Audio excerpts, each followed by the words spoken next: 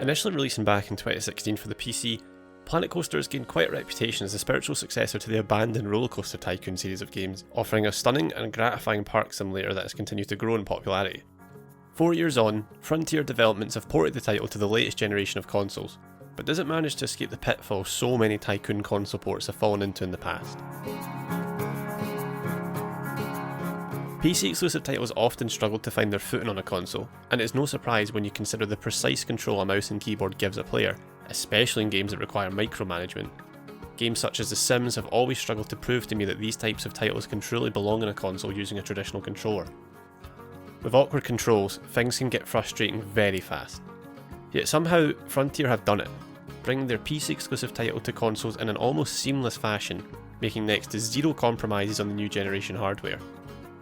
Being someone who has spent many hours with the PC version, the transition to console was certainly under a lot of scrutiny from myself, yet it's quickly becoming my preferred way to play. Immediately upon navigating the joyful menus, the console edition of Planet Coaster sets itself apart from the PC counterpart by providing a well-needed tutorial on the game's core concepts. The PC version offered no such thing when I last played it, tasking players with nosediving into one of the free core modes and essentially figuring out things from there. The career mode does offer some basic goals to set your mind on, yet with no real tutorial in the PC edition, it was an incredibly daunting experience for myself. Given the control scheme, the tutorial here is a fun and in-depth dive into how best to approach the game, offering tutorials on basic movement to building your very first coaster. The tutorials harken back to the classic theme park games, with one of the narrators feeling not so far away from the Scottish advisor found in those titles, just not quite as intrusive as they once were. It is silly and it can be over the top, but the tutorial is a great addition that subsets some potential aggravation a newcomer to the series may encounter if the tutorial was omitted. Of course, the controls do take some time to get the hang of, especially if you find yourself moving over from the PC. Things are somewhat finicky to begin with.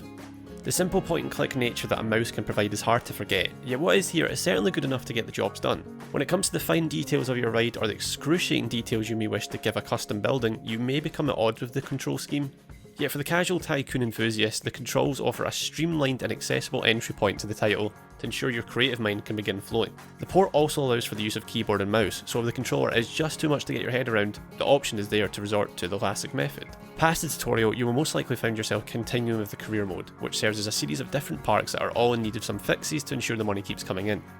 These range from building extra rides, improving the aesthetic elements of the parks, to generally racking your brain on how best to make the park as profitable and cost effective as possible.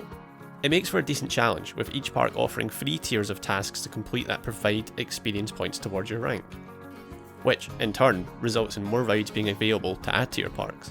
There is also a challenge mode, which oddly seems to fit the bill of career mode more than the latter, as you must make your own park from scratch while keeping funds aplenty. Sure, it may be semantic to note these in-game mode descriptions, yet some may initially be hesitant to enter a mode labelled as challenge, despite it being the most user-friendly aspect of the package. For those who want to kick back and make the park of their dreams, there is thankfully a robust sandbox mode here. In this mode you are given unlimited funds, access to every ride and facility, and are essentially only limited by your own creative capacity. Ultimately, this may be the main selling point for Planet Coaster, as Sandbox provides an incredibly relaxing and therapeutic experience as you continue to expand upon your park and become dazzled at how many guests come flooding in thanks to the brilliant graphical presentation found here. It certainly does not look quite as pretty as it can on the PC, with guests appearing in slightly less dense numbers than what we're seeing elsewhere, yet in motion you will rarely notice. The park always feels alive with stunning lighting effects as well as some very eye-catching reflections to be found if you go down the water park route. Yet the real beauty of Planet Coaster is that it has something for everyone. You may be inclined to a more task-oriented game, hoping to save the worst parks from the brink of bankruptcy. Or you may rather splurge cash on everything and anything to make the wackiest park ever. Even if, like me, your creative design choices go as far as make coaster go very fast and very high, you will still find yourself giggling away as you make ridiculous business decisions with little consequences like some crazed tycoon monster. Despite a learning curve on the control scheme and the tragic fact that guests may not ride your coaster if it is absolutely insane to the point of travelling warp speed, Planet Coaster Console Edition is a blast and a worthy port of an already excellent title.